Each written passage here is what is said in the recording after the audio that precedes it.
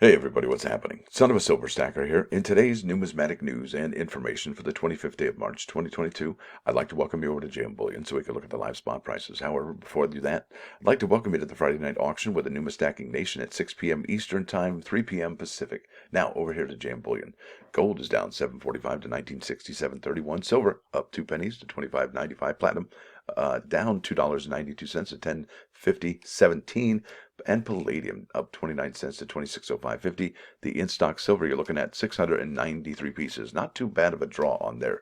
Our next stop today is going to be here over the Numismatic News. I almost said Numismatic News.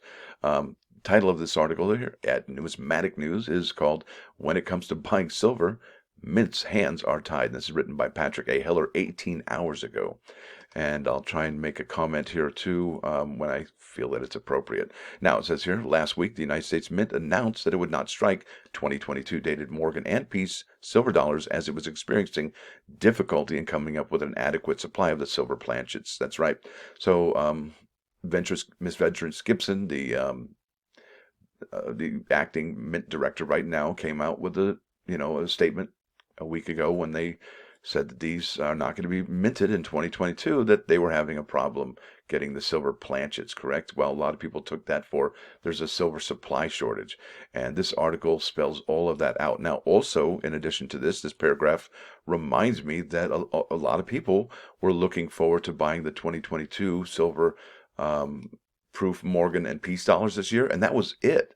That was going to be all. And then the third part I would like to make is that, listen, what happens to the 2021 dated Morgan and Peace silver dollars, right? Did those get more attention because these ones are not going to be minted this year?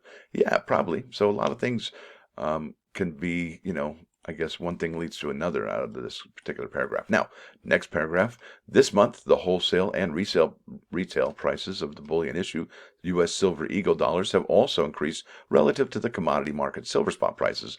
Again, the U.S. Mint is being blamed for not providing as many coins, and it says here in parentheses, in qualities and quantities that the Secretary determines are sufficient to meet public demand. And this text is taken out of the law, 31 U.S. Code 5112E. Now it says here, as I discussed in my March 18, 2021 column, the U.S. Mint has greater difficulty procuring sufficient silver supplies to meet public demand because it is constrained, right, in how much it can pay for the physical silver. There it is. By law, they can't pay more than spot prices, and I think that comes here. To acquire silver to strike Silver Eagles, 31 U.S. Code 5112F, 1 requires that the Secretary shall sell the coins minted under subsection E, Silver Eagles, to the public at a price equal to the market value of the bullion at the time of the sale, plus cost of minting, marketing, distributing such coins, including labor, materials, dyes, use of machinery, and promotional and overhead expenses. Emphasis added. Now, is this only for the Silver Eagles? Can it be for the Morgan and Peace dollars as well? I would imagine. But if it doesn't pertain, and it only pertains to the Silver Eagles and not the proof, or rather the Morgan and Peace dollars, couldn't the Mint pay over spot? That's an interesting question. Now, to repeat from my column last March, other statutes prohibit U.S. Mint from offering to pay prices higher than established by the paper market spot prices. And let's face it, paper and physical spot prices are two different worlds. So, and we've also reiterated that in our videos. Now, 31 U.S. Code 5116A3 states in part, the Secretary shall pay not more than the average world price for the gold. So it talks about gold, talks about silver. 31 U.S. Code 5116 B2 states in part, the Secretary shall not pay more than the average world price for silver under any circumstances. There it is. As used in this paragraph, that term average world price means the price determined by a widely recognized commodity exchange at the time of the silver is obtained by the Secretary, right? So, if we go to any of the finance places or the bullion dealers, we'll see that widely recognized commodity price, correct? Let's see here, the widely recognized commodity exchange spot price that the Mint uses to purchase and sell silver and Also gold is the London Bullion Market Association, LBMA, the world's largest commodity exchange for these metals. Effectively, the U.S. Mint is prevented from complying with one statutory requirement to produce silver American Eagle sufficient to meet public demand by another statutory requirement that prohibits it from paying a price higher than the paper market spot price. So in times like these, right, when the, I guess, premium is a few dollars more than the paper market spot price, it puts the U.S. Mint, well, behind the eight ball, so to speak, right? And it doesn't give them much flexibility in acquiring their silver planchets. And that's why the U.S. Mint had to cancel the Morgan and peace dollars this year, right? So what else is that going to affect this year, correct? Um, we don't know.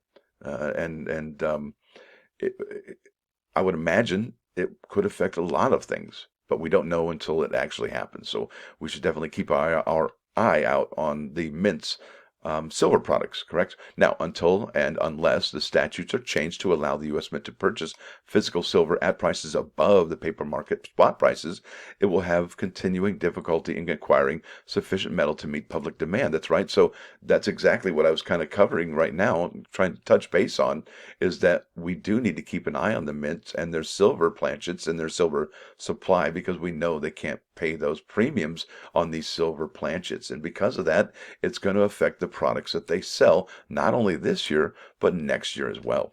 Other private and government minting operations are also able to acquire silver at prices above the commodity market spot prices, and they are doing so. Therefore, listen, if you sold silver, right, and you had customers willing to pay you $10 above spot price, would you sell to them or the one that's can only buy at spot, right? It's a no-brainer.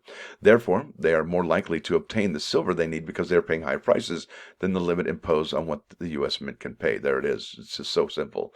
Simple economics. The U.S. Mint's problem of obtaining sufficient silver to meet public demand could be cured by changing the law to give the mint greater price flexibility, right? That's absolutely true. I doubt that would ever be considered, however. I added that last part. The federal government has a strong interest in holding down silver and gold prices as a major tactic to minimize the interest rate it pays on its $30 trillion worth of debt. And that's a whole nother article, I would imagine. This concern would almost certainly override any consideration of allowing the U.S. Mint flexibility to acquire sufficient silver. Now, so long as the market price for physical silver remains consistently higher than the paper commodity contract price with all these higher premiums, the U.S. Mint is not going to continue experiencing difficulty. The U.S. Mint is going to continue experiencing difficulty in obtaining sufficient silver supplies to meet that public demand, right? This is a big deal, folks. That's a hello, wake up. This is the writing on the wall. I don't mean to be like, wake up. That's not kind of rude. I apologize. Now, for my plus one today, I know that was a whole lot of listening right there. Now, here we go. Have you ever wondered why we love Friday so much? You ever wonder? Well, it's our birthday, that's why. And it says so in Genesis 1:24 through 31. And it says here, the sixth day, that's Friday, woo, animals that live on the land, and finally humans, made in the image of God, were created. And on the seventh day, he rested. So here's a visual description of what's going on that day. 7 days of creation. This is our big day right here, right? So there's the fifth day, the animals in the sky, the animals in the sea, animals on the land, along with us right there. And then that's our big special day. That's our birthday right there. So the sixth day. And then the seventh day is made for chillaxing. So there it is, folks. I want to thank you all for dropping by. Thanks for hanging out with us today. And if you got some time this evening, come stop by. And even if you're not going to be bidding, just come by and show your support. Say hi. So there it is. Thanks for watching. Thanks for dropping by. Don't forget to hit that like button. And if you do like what you hear and see, please subscribe to the channel. It's free. Son of a Silver Stacker, out.